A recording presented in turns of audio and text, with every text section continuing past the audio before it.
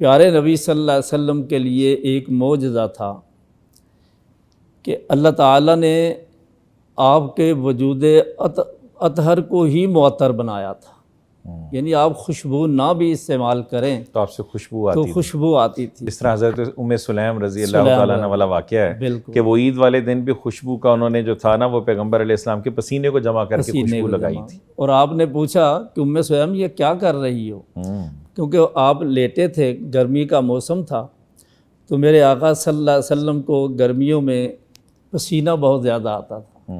تو چٹائی تھی جس پہ آپ آرام فرما تھے، آپ وہاں سے اٹھے تو سیدہ ام سلیم رضی اللہ عنہ اسے ایک شیشی میں ڈالنا شروع کر دی.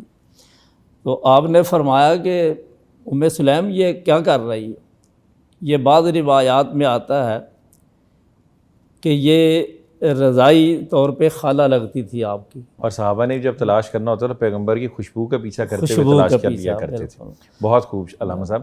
آپ نے ایک جی آپ نے پوچھا کہ یہ کیا کرو گی؟ کہنے لگے جی ہم خوشبو میں ڈالیں گے. فرمایا پسینہ خوشبو میں ڈالو گی؟ کہنے لگے پیارے آقا جس خوشبو میں آپ کا پسینہ ڈال دیا جاتا ہے وہ تمام خوشبوؤں سے بہترین ہو جاتی ہے. بے شک کوئی شک نہیں. تو میں ایک جو دعویٰ کیا تھا کہ آپ کے وجود اطہر میں بھی اللہ نے یہ خوشبو رکھ دی تھی.